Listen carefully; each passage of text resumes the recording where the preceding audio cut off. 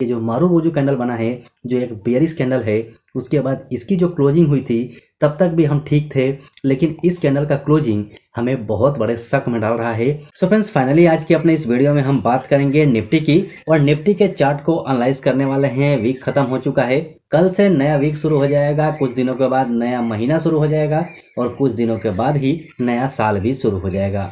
सो आपको एडवांस में मेरे तरफ से हैप्पी न्यू ईयर। भगवान से कामना करता हूँ कि आने वाला साल आपके लिए बहुत सारी खुशखबरी लेके आए, बहुत सारे खुशियाँ लेके आए, जिसमें आपका पूरा साल खुशमय भी थे। लेकिन अभी के टाइम में हम एक इन्वेस्टर हैं, और इन्वेस्टर होने के नाते ये बहुत ज़्यादा ज़रूरी है कि चार्ट को सही तरीके से एनालाइज किया जाए। तो आज के इस वीडियो में हम मंथली चार्ट का भी एनालाइज करेंगे, वीकली चार्ट का भी एनालाइज करेंगे और वन डे चार्ट का भी एनालाइज करेंगे, लेकिन केवल निफ्टी 50 के चार्ट एनालाइज करेंगे, क्योंकि हम निफ्टी 50 पे ही ज़्यादा ध्यान रखते हैं और निफ्टी 50 में ही हम ट्रेड भी लेते हैं, मतलब कि ट्रेडिंग भी निफ्टी 50 में ही करते हैं। तो निफ्टी 50 को हम डिटेल में एनालाइज करने की कोशिश करेंगे, क्योंकि निफ्टी 50 अगर आप समझ गए, इसकी चाल को आप समझ गए, तो आपको मोटा मोटा आइडिया स्टॉक को लेके भी हो जाएगा कि स्टॉक में क्या मूवमेंट हो सकती है। तो सबसे पहले मंथली चार्ट पे अगर हम अभी भी देखें तो निफ्टी हमें अप ट्रेंड में दिखाई दे रही है। ये बिल्कुल क्लियर पता चल रहा है कि निफ्टी अप ट्रेंड में है, हायर हाई बनाते जा रही है, मतलब बिल्कुल क्लियर है कि निफ्टी अभी भी अप ट्रेंड में है। लेकिन एक ट्रेडर होने के नाते हमें ये देखना जरूरी है कि अगली चाल निफ्टी की क्या हो सकती है। सो इसके लिए हम निफ्टी के चार्ट पे आ चुके हैं और मंथली चार्ट लगाया हुआ है, और यहाँ पर इंपॉर्टेंट चीज आपको दिखानी है, थोड़ा ध्यान से समझिएगा। सबसे पहले हम टॉप देख लेते हैं। निफ्टी का टॉप आपके सामने में है, ये लेवल निफ्टी का टॉप है और टॉप से अच्छी खासी प्रॉफिट बुकिंग आई। उसके बाद आप कंटिन्यू देखेंगे तो तीसरी कैंडल भी बुलिश होते हुए दिखाई दे रही है। तो हमें करना क्या है, कहाँ नजर रखनी चाहिए, क्या मूवमेंट्स दिखाई दे सकते हैं, ये सारी बात समझना जरूरी है।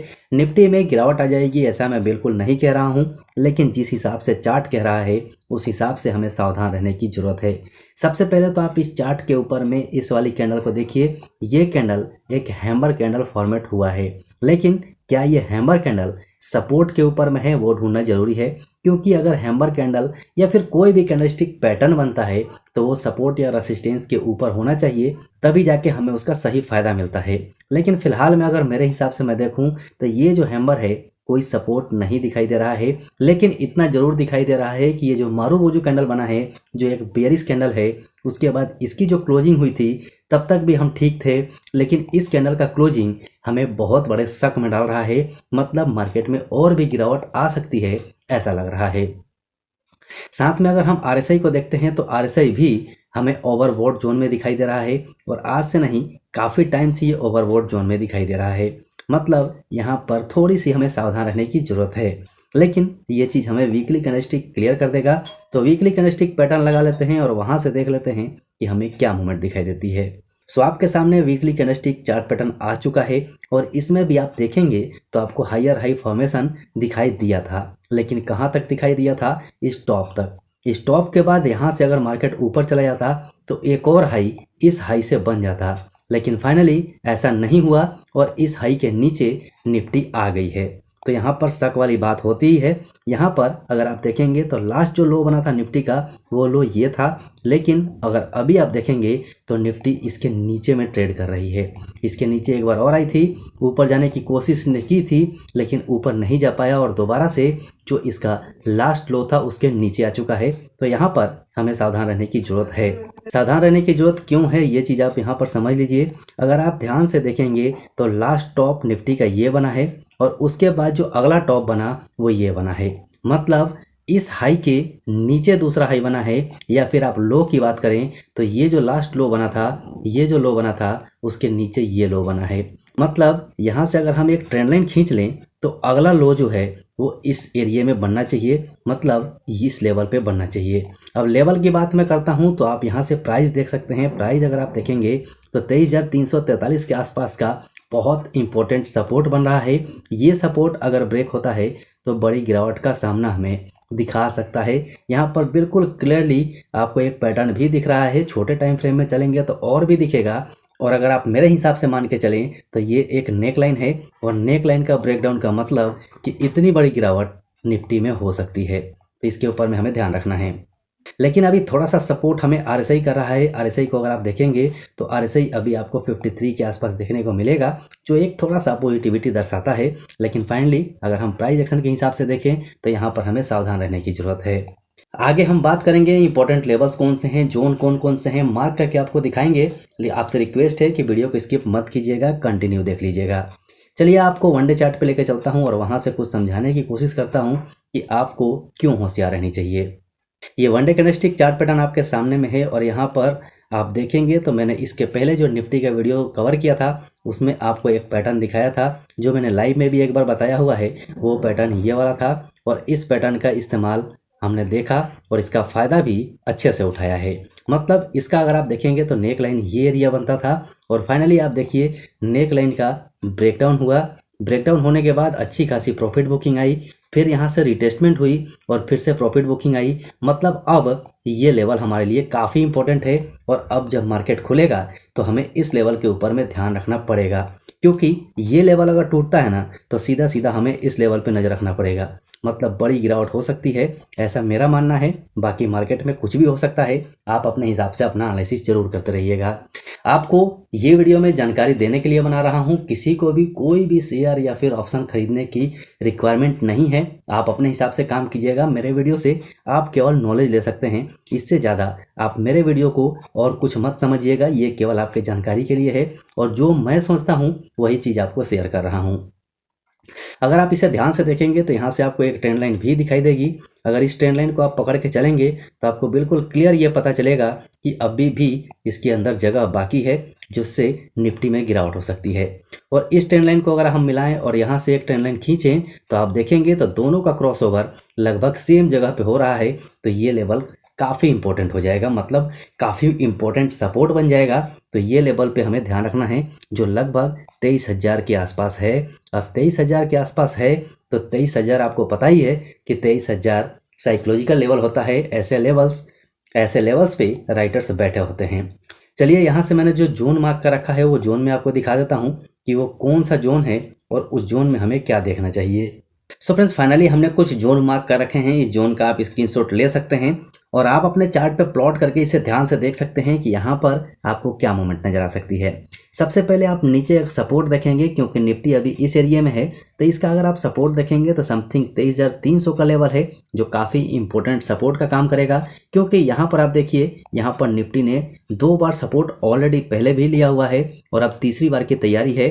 पहला सपोर्ट ये था और दूसरा सपोर्ट ये है और तीसरा सपोर्ट अब ये बन सकता है। अगर ये सपोर्ट टूटता है तो आगे हमें ध्यान इस लेवल में रखना पड़ेगा। मतलब अगर हम प्राइस की बात करें तो ये मान के चलिए कि 22,800 का लेवल आपके लिए काफ़ी इंपॉर्टेंट हो जाएगा और ये भी अगर टूट जाता है फिर तो बहुत बड़ी गेम हो सकती है और वो गेम यहाँ तक हो सकती है। लगभग 21,383 का लेवल तक ये गेम हो सकता है। लेकिन बात यहीं से हम रेसिस्टेंस की करें तो ये जो रेसिस्टेंस है काफ़ी इंपॉर्टेंट बन गया है, 24,000 का रेसिस्टेंस। क्योंकि आप देखेंगे तो इसके पहले कई बार निफ्टी ने इस एरिया में सपोर्ट लिया है और जितना ही स्ट्रॉन्ग सपोर्ट है उतना ही स्ट्रॉन्ग ये रेसिस्टेंस भी बन सकता है। अगला वीडियो जो मैं आपके लिए लेके आने वाला हूँ वो ऑप्शन चेन के ऊपर में है। मतलब अगर आप ऑप्शन चेन को देखते हैं ध्यान से, ऑप्शन चेन की चाल को समझ जाते हैं तो ऑप्शन चेन को देख के आप सपोर्ट, रेसिस्टेंस और इंपॉर्टेंट लेवल्स निकाल सकते हैं। तो उस वीडियो को मिस मत कीजिएगा, पक्का देख लीजिएगा। लेकिन तभी देख पाइएगा जब आपने चैनल को सब्सक्राइब किया होगा और बेल आइकन को ऑन किया होगा, क्योंकि आप वीडियो देख के निकल जाएंगे, उसके बाद पता नहीं हमारा वीडियो आप तक पहुँचेगा या नहीं। तो इसीलिए चैनल को सब्सक्राइब कर लीजिए और बेल आइकन को ऑन जरूर कर लीजिएगा। तो यहाँ पर अगर हम RSI को देखें तो RSI अभी 47.92 का है, लेकिन अभी भी RSI में नेगेटिविटी है। क्योंकि इसका स्मूथ लाइन आप देखिए, इसका स्मूथ लाइन इसके RSI से रेसिस्टेंस लेके और फिर नीचे गिर सकता है। अगर हम बात करें अगले ट्रेडिंग डे की कि निफ्टी में क्या हो सकता है, तो मैं आपको यहाँ से कुछ बताना चाहूँगा। 2 सिचुएशंस मेरे हिसाब से हैं। फ्लैट ओपनिंग के चांसेस बहुत कम हैं। मुझे लगता है कि निफ्टी इस एरिया में ओपन होगी, जो इसका इम्पोर्टेंट सपोर्ट लेवल है, और सपोर्ट से वापस ऊपर जाए और फिर यहाँ से इसमें गिरावट हो और आराम से इस रेसिस्टेंस को ये ब्रेक कर जाए। मुझे ऐसा लग रहा है, लेकिन आपके हिसाब से क्या है कमेंट सेक्शन में कमेंट कीजिए। और दूसरा जो सिचुएशन मेरे हिसाब से बन रहा है वो ये है कि निफ्टी गैप अप ओपनिंग ले और इस जगह पे ओपन हो और यहाँ से फास्ट मूवमेंट से गिरावट हो, यहाँ कुछ टाइम बिताए और उसके बाद फिर से इसके अंदर प्रॉफिट बुकिंग आए। ऐसा मेरा मानना है। बाकी देखते हैं लाइव मार्केट में क्या होगा। वैसे भी मैं आपके साथ व्हाट्सएप ग्रुप पे रहता हूँ, टेलीग्राम ग्रुप पे रहता हूँ और बीच बीच में इंपॉर्टेंट अपडेट्स आते हैं वो आप तक पहुँचाते ही रहता हूँ। तो टेलीग्राम चैनल का लिंक डिस्क्रिप्शन बॉक्स में है, पक्का से ज्वाइन कर लीजिएगा। चलिए अब निकाल लेते हैं इंपॉर्टेंट लेवल्स, चलते हैं हावर्ली चार्ट पे और हावर्ली चार्ट पे आपको दिखाता हूँ कि कौन कौन से हमारे लिए इंपॉर्टेंट लेवल्स हो सकते हैं। अभी भी मैं आपसे ये कहूँगा कि जो यहाँ पर हमने जो इंपॉर्टेंट जगह बनाया हुआ है इस जगह को मत भूलिएगा। ये जगह मेरे हिसाब से काफ़ी इंपॉर्टेंट है। यहाँ पर आपको मैं कुछ इंपॉर्टेंट जगह दिखा दूँ जो काफ़ी इंपॉर्टेंट मुझे अभी भी लग रहा है। ये जो जोन है ये काफ़ी इंपॉर्टेंट है, इस जोन को गलती से भी मत भूलिएगा। और ऐसा मैं क्यों कह रहा हूँ वो आप यहाँ से देख लीजिए। अभी भी जो 2 जगह गैप बचा हुआ है ये दोनों जगह का गैप ऐसे ही पड़ा हुआ है, अभी तक ढंग से इसे फिल नहीं कर पाया है। इस जोन को देखिए, यहाँ भी आपको अच्छा खासा गैप दिखाई देगा और इसी के ठीक सामने में आप यहाँ देखिए ये भी एक अच्छा खासा जोन बचा हुआ है। मतलब इसके बीच में जो मूवमेंट मिलेगी वो रॉकेट वाली मूव मिलेगी, ऐसा मेरा मानना है। तो इस चीज़ पर ध्यान रखिए, आसानी से समझ जाएंगे। चार्ट को एक बार ध्यान से देखिए, हर चीज़ आपको क्लियर समझ में आएगा। अब यहाँ पर जो कैंडल्स बन रहे हैं उन कैंडल्स का मूवमेंट देखिए। यहाँ पर मार्केट कुछ नहीं कर रहा है, केवल और केवल कन्फ्यूजन बना हुआ है। और इस कन्फ्यूजन के बीच में अगर हम एक लाइन खींच लें तो यहाँ से हमें एक ट्रेंड लाइन दिखाई देती है। यहाँ से अगर हम एक लाइन खींच लें तो यहाँ से एक ट्रेंड बनते हुए दिखाई दे रहा है। मतलब ओपनिंग यहाँ भी हो सकती है इस लेवल पे, फिर ऊपर जाके फिर से प्रॉफिट बुकिंग आ जाए, या फिर गैप अप ओपनिंग हो इस लेवल पे और यहाँ से फिर प्रॉफिट बुकिंग आए और फिर से मार्केट ऊपर चला जाए। ये सारे मूवमेंट्स हो सकते हैं, तो इसके ऊपर में आप ध्यान रखिए। और फ्लैट ओपनिंग अगर हो जाती है तो बहुत ज़्यादा चांस है कि मार्केट एक ही रेंज में घूमते रह जाए। अगर इसी जगह फ्लैट ओपनिंग हो जाए तो हो सकता है कि इसी रेंज में घूमते रह जाए और इसी रेंज से ही मार्केट क्लोजिंग दे जाए, क्योंकि कन्फ्यूजन अभी भी बहुत ज़बरदस्त बना हुआ है।